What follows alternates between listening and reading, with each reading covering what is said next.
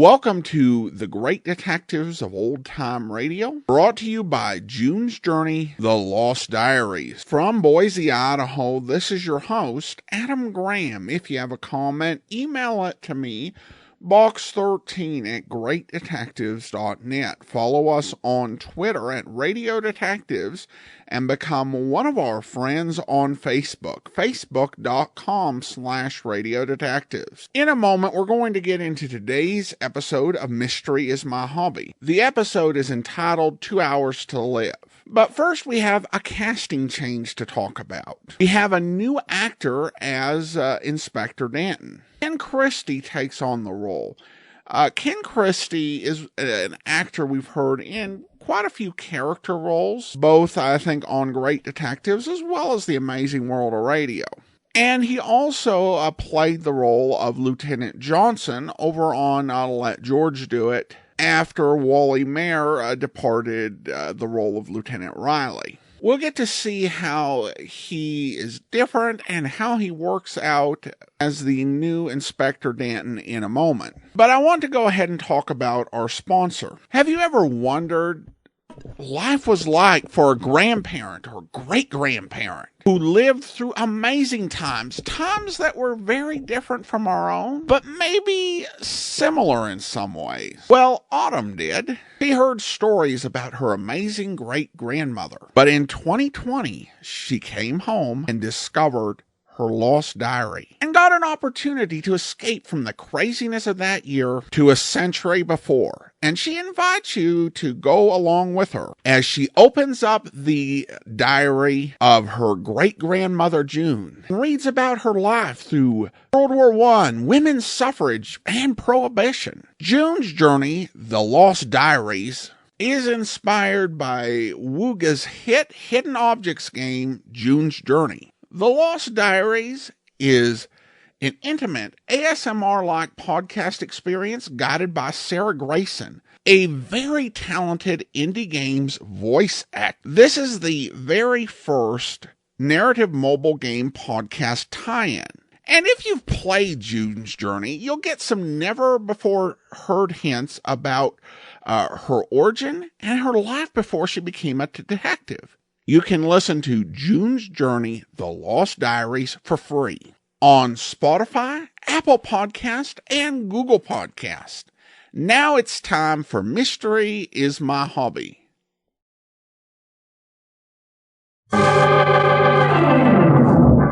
Mystery is my hobby.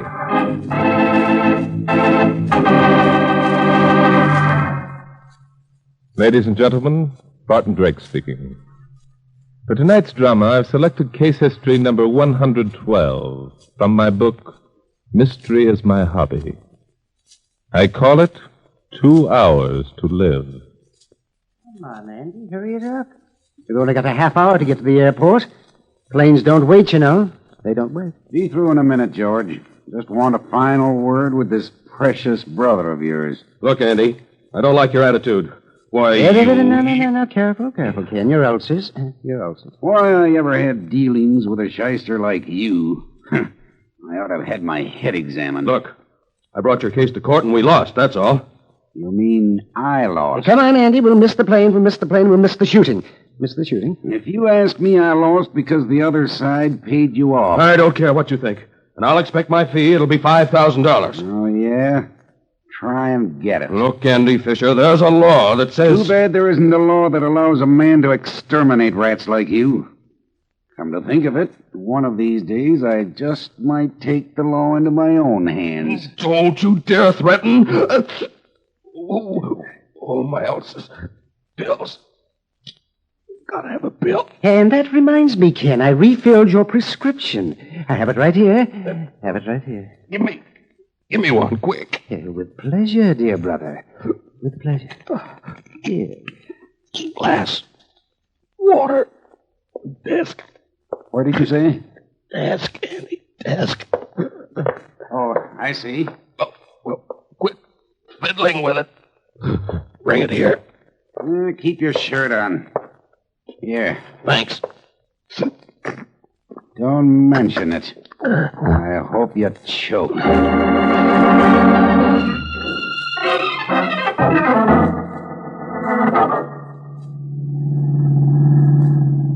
tell me, Inspector, what is all this about?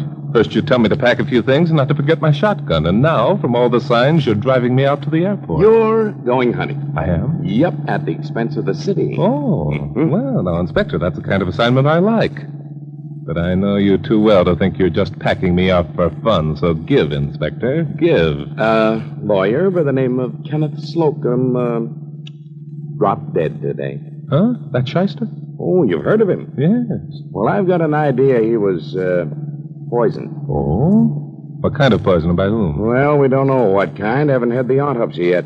As for who did it, might have been any one of a million people. Had a lot of friends, huh? And a brother who didn't like him either. So? Now, this brother and a friend left this morning for Pembroke Lodge. That's a couple of hours northwest of here by plane. I know. Now, I want you to go up there and nose around a bit. See what you can find out. Will you do it? Is the shooting good up there? Oh, the best. Then I'll do it. What are you going to be doing in the meantime? I'm going to have a talk with a Mr. Elliott and his daughter. They were with Slocum when he kicked the bucket. Fine, Inspector, fine. Good hunting. Good. Hey, you're the one who's going hunting.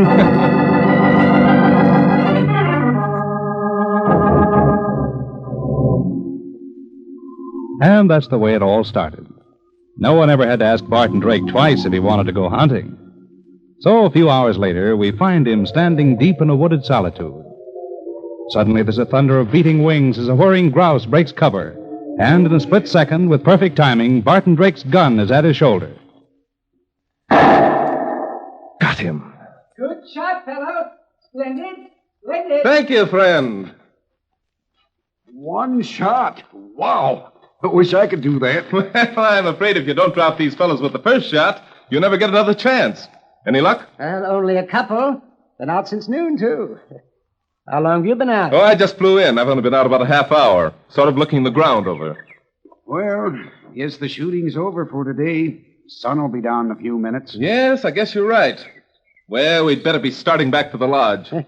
Mind if we walk along with you? Walk along? Certainly not. It'd be a pleasure. Good, good. Figure we might as well know each other.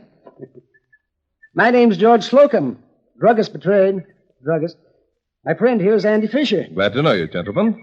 I'm Barton Drake. Howdy. Did you say Barton Drake? Yes. Not the writer, the detective? Yes, I'm afraid I'm guilty. Well, hadn't we better be starting back?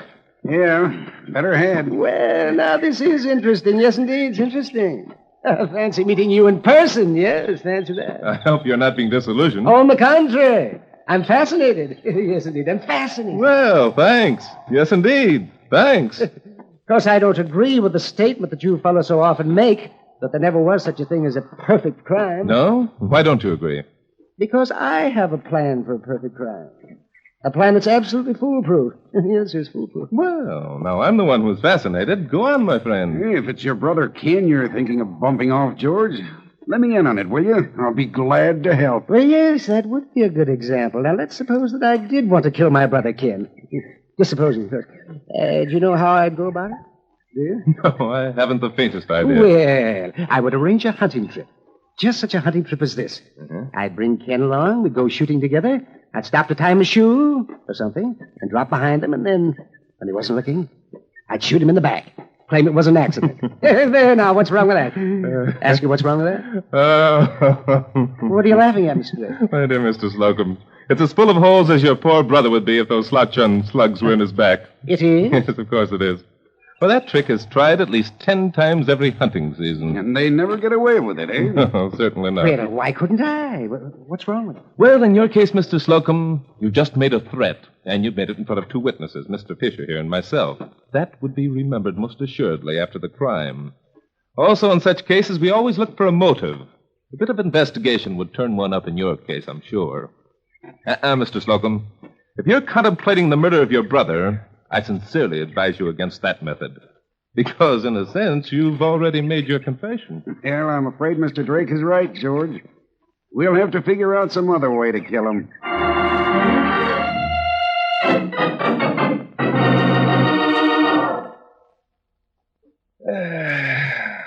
Nothing like a good meal and a good stretch in front of a warm fire after a day in the woods, eh, gentlemen? You're right, Drake. You're right. Yep. I'm going to turn in early.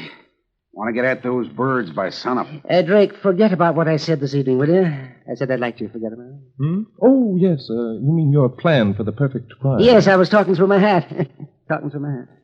You know, you interest me a great deal, Mr. Slocum.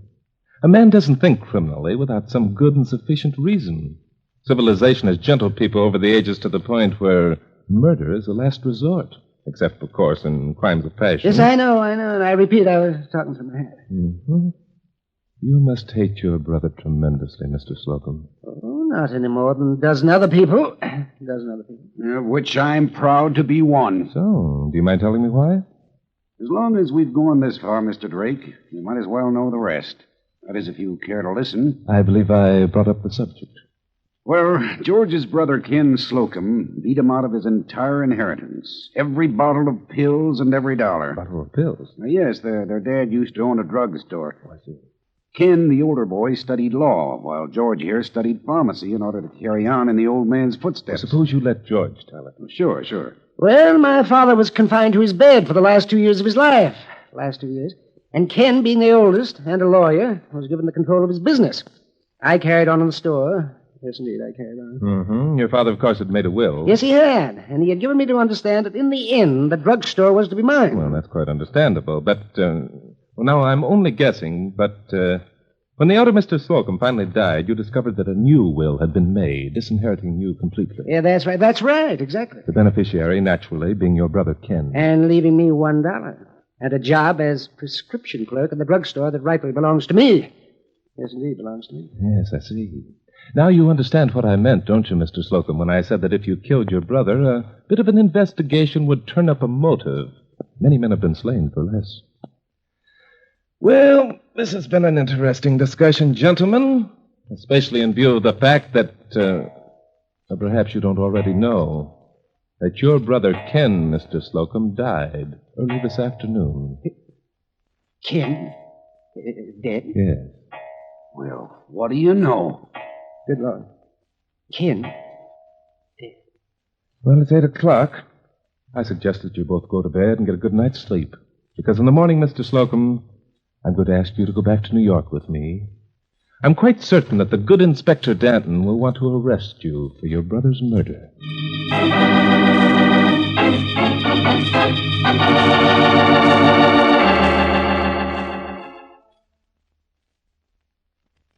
And now back to Glenn Langan for the second act of Mystery is My Hobby.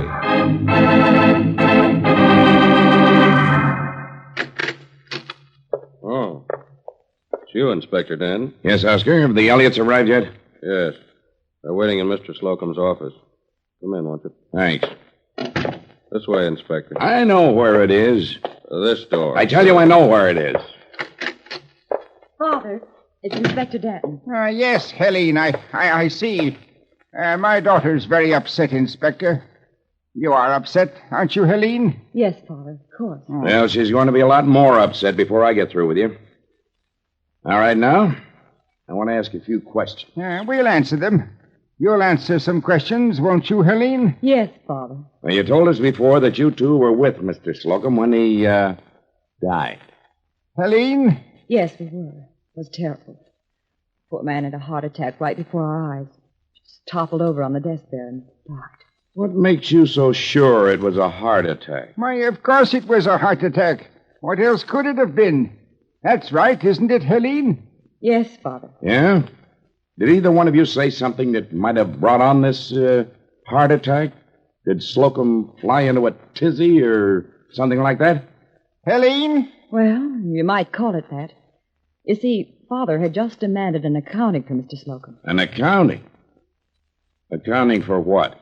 An accounting of the trust fund which was left in Mr. Slocum's care by my mother when she died. Oh, and you think maybe Slocum had been misappropriating the funds? We have reason to believe that he has exhausted them completely. Well, now, if that ain't a motive for murder, I never heard one. However, you must remember that Mr. Slocum wasn't murdered. He settled that question himself by dying naturally. It isn't quite as simple as that, Miss Elliott. You see, Mr. Slocum didn't die naturally. He was poisoned. Poisoned? Why, that couldn't be. We were right here. We were right here with him all the time. Weren't we, Helene? Yes, Father. And that's just as good as a confession. However, I'm trying to be fair. I've still got a few more questions to ask. Now, when did Slocum have this attack? I can tell you to the minute. It was just 2:30. Hey, how can you tell as close as that? The clock in the hall had just struck the half hour. Oh. Now, Mr. Elliott, at any time while you were here in the room with Slocum, was anything served? Anything to eat? Well, Well, how about it, Mr. Elliott? Helene? I'm afraid not, Inspector. Nothing was served. Did you have any drinks? No, Inspector, not a thing. The meeting was strictly business. Did either of you offer Slocum a cigarette? Maybe a lit a fresh cigar. The fact is, Inspector, I did offer Mr. Slocum a cigarette. Huh. Now we're getting somewhere. But he refused it. He said he didn't smoke. Now, think this over. Very carefully, Miss Elliott. Your answer will prove whether this is suicide or murder. Yes, Inspector, I'll do my best. The autopsy shows that Slocum had ulcers. Now, did he at any time in your presence, and particularly just before he died, did he put his hand to his mouth or take a pill of any kind? I'll answer that. No. You're absolutely sure? Helene? Father's right, Inspector. He didn't. Inspector Denton, why all this fiddle-faddle? Mr. Slocum died of heart failure. That's what I think. And I'm glad he did. And I think you're lying. That's what I think. Come on, I'm taking you both down to headquarters and sweat the truth out of you. I'm arresting you both for murder. Just 8 o'clock.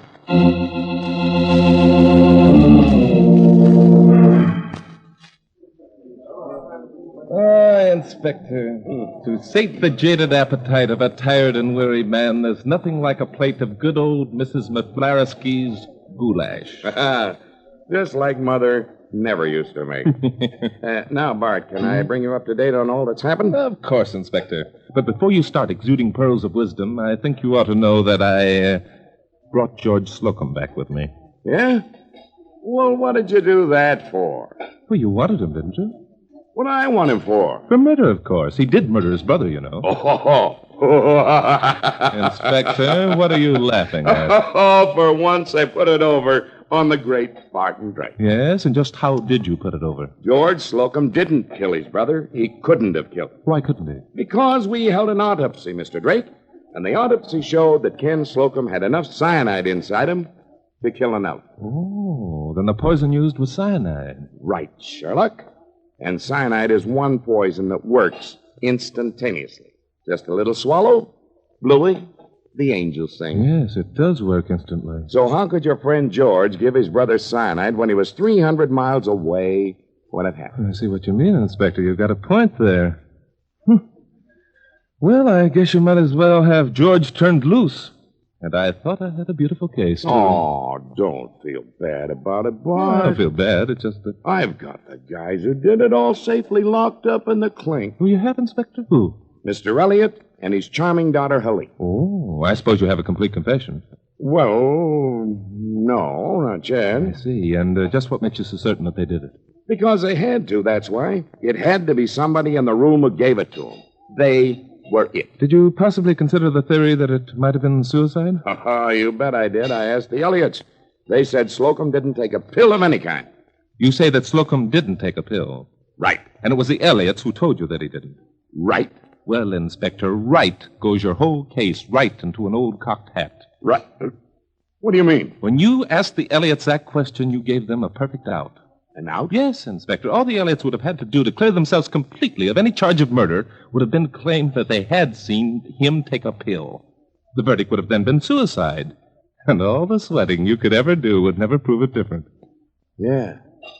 Yeah, that's right. Listen, my suggestion, Inspector, is that you turn the Elliots loose immediately and save yourself a suit for false arrest. Yes, I will, but... Bart, what'll we do now? I don't know, Inspector. I'm afraid for once in our bright young lives, we're completely and irrevocably stuck.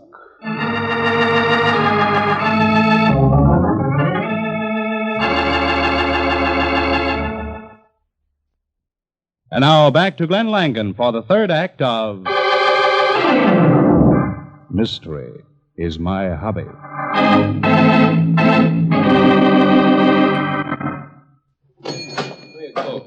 Here's your change for the aspirin, ma'am. Here's your change. Thank you, Mr. Slocum. All right. Hope your husband will be all right in the morning. Oh, well, hello, Mr. Drake. Hello. Oh, and you too, Inspector. Good evening, George. Howdy. How are you progressing in your investigation of my poor brother's death, gentlemen? We aren't.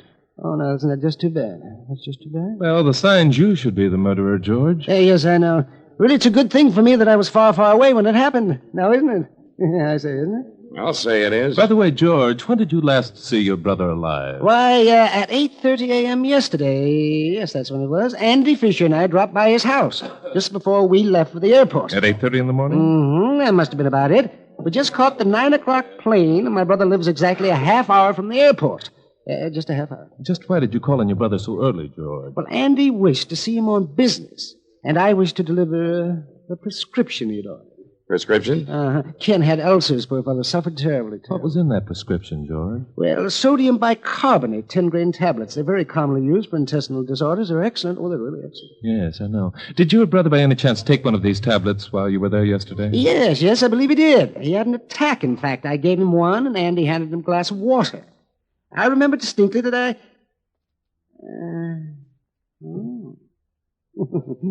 see what you're getting at. You think perhaps it was I who slipped my dear brother his lethal dose? Could be. Oh, now, you know better than that. I left my brother's house at 8:30, and I was out shooting 300 miles away when my brother died. Oh, no, I'm afraid you can't pin this one on me. No, indeed. You might have slipped a poison pill in with the others, and he didn't take it until later. That might have been true, Inspector, except for the fact that 2 witnesses have sworn that Ken Slocum positively did not take a pill just before he died. Well, that alibi of his is entirely too good to suit me. Yes, I agree with you, but still you can't break it down, Inspector, so come on, let's be on our way. I don't think we can accomplish anything further by staying here. Well, I'd like to have an ice cream soda. You'd like to... All right, go ahead. I'll wait for you in the car. Oh, sure. You sure you don't want one? On top of that goulash, Inspector, what are you trying to do? Kill me?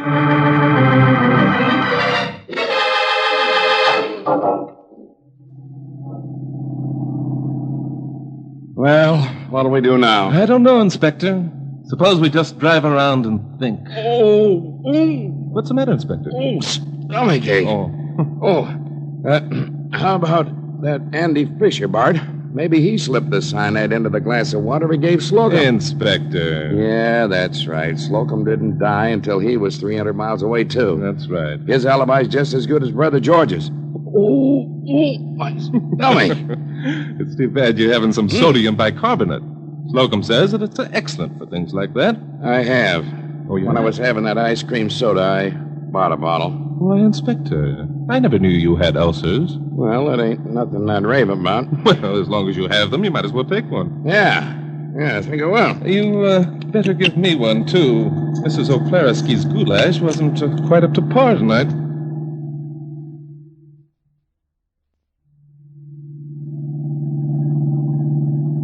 Well, I guess we might as well turn in, Inspector. We've been chasing around for 4 hours now, ever since we left the drugstore, and we aren't any nearer to a solution than we were before we started. Yep, this is the worst case I ever tackled. The coroner must be wrong. He must have done an autopsy on the wrong corpse. I wish I could believe that, Inspector. If it just hadn't been cyanide, something else that didn't act so quickly. Oh. Well, what's the matter? Still got a stomachache? Yeah, I have. That pill you gave me didn't do me much good. Well, why don't you take another? Well, maybe I'd better at that. Give me the bottle. Here. Big things, aren't they? Sodium bicarbonate, 10 grains. Oh, smoke. What's the matter? Anything wrong with him? Inspector, turn around. Huh? We're going back and arrest George Slocum for murder. Bart, are you crazy? You said No, yourself wait a that minute. Don't turn. We'll send somebody else out to do that. You'd better get us down to headquarters as fast as you can drive this wreck. But hurry, Inspector, hurry. Okay, you're the doctor. I only wish I were. And if we don't get a doctor and a stomach pump in the next few minutes, we've got just 2 hours to live.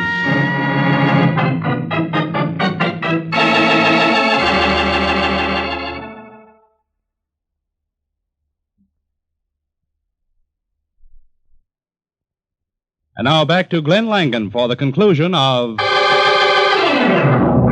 Mystery is My Hobby.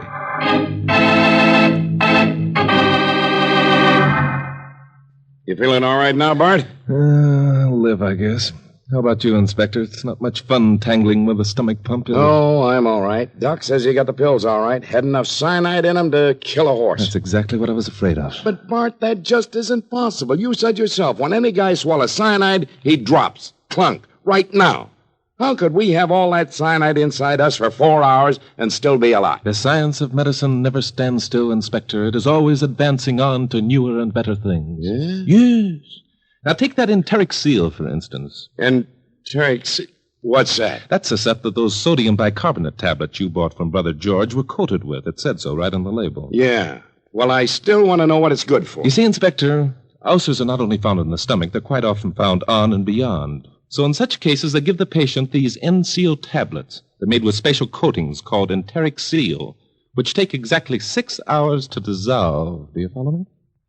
Yeah, but I still don't get it. Inspector, use your imagination. Our druggist friend simply took some cyanide, coated it with enteric seal, gave it to his brother, and went hunting. When the 6 hours were up, the coating dissolved, and Ken Slocum dropped dead, leaving George with a perfect alibi. Yeah, but how did we happen to get it? You ask me that, Inspector? Well, I have a notion that friend George got a bit panicky when you started to question his alibi. Huh? And then when you blundered right into his lap by buying those tablets, he slipped you some of his very special brand. He probably put something extra in your soda, too, so that you take the pill right away. Why, the dirty little skunk... You know, come to think of it, we should have cracked that alibi long before this, Inspector. Yeah? Why? Because Brother George was only told that Ken died of poison, remember? And most poison works rather slowly. So if he didn't know it was cyanide, how could he be sure he was 300 miles away when his brother died? Hey, how about your stomachache? My stomachache? Oh, I'm afraid that was just coincidence and goulash. Oh, yeah, I see. Well, you'll have to admit the little guy was clever. That he was, Inspector, that he was. He came the closest I ever saw to committing the perfect crime. And I'm afraid he would have succeeded, too, Inspector. Oh, but for one thing. Yeah? What's that? What's that? Because mystery is my hobby, Inspector. I say a mystery is my hobby.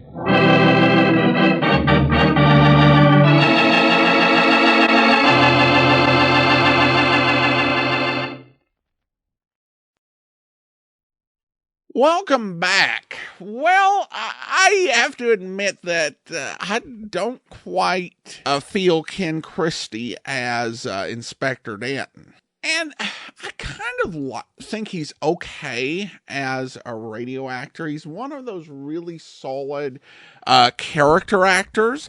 And he does fine, as a police officer. I was looking at his credits and, his screen credits, and it's like sheriff, police detective, officer, lieutenant chief of staff. So, this is his type of role. But it's just that Norman Fields brought so much personality to the role that he just doesn't seem to do here. And, I think that Let George Do It may have done better. I didn't particularly care much for him on Let George Do It because he was no Lieutenant Riley. But they named him a separate character. He wasn't trying to play Lieutenant Riley. He was now Lieutenant Johnson, which I think made things easier. Trying to have him take on and be Inspector Danton when he just doesn't seem to have that same dynamic and ability, just doesn't seem to work. But again, we've got quite a few episodes to go. And who knows, because these episodes are not necessarily in release order, we may run into some more with Norman Fields, but yeah, I was not particularly impressed with this first time hearing Ken Christie in the role. This was quite a way to solve a case. It does kind of fall into the dumb luck or villain gives himself away, because what he did was a neat trick, and I don't think they would have figured that out if he hadn't tried an encore. And then, of course, they walked back a little bit the drama they set up with it just turning out that Barton Drake just did have a stomachache. Again, it happens, but kind of a little bit of a cheat on the audience. Well, listener comments and feedback now, and we've got some feedback from Bill regarding the Bill Prangle polo player episode. He writes, "Hi, Adam. I agree the story was a bit confusing. Two things that stuck out to me were, one, they never said who it was that called Drake in the first place. And two, when Drake and Danton went to the estate, Drake said Danton had a driver. What happened to him? Did they make him stay in the bar all night? Or did he go back to the city and waited for them to call for a pickup?" An interesting premise, but poorly executed. Yeah, I think that is one challenge with writing. If you're going to create characters, they need to have a purpose, and even if they are non-speaking, you need to account for them. And I don't know why we had the driver in there. It seems like it was to show that maybe Inspector Danton was like a big deal, but yeah, I don't think it worked very well. All right, well, I do want to go ahead and thank our Patreon supporter of the day. Thank you to Patrick, Patreon supporter since September 2019, currently supporting us at the Seamus level of $4 or more per month. Well, that will do it for today. Join us back here tomorrow for yours truly, Johnny Dollar. And then next Thursday, check out another episode of Mystery is My Hobby. In the meantime, send your comments to box13@greatdetectives.net. Follow us on Twitter at Radio Detectives and become one of our friends on Facebook, facebook.com/Radio Detectives. From Boise, Idaho, this is your host, Adam Graham, signing off.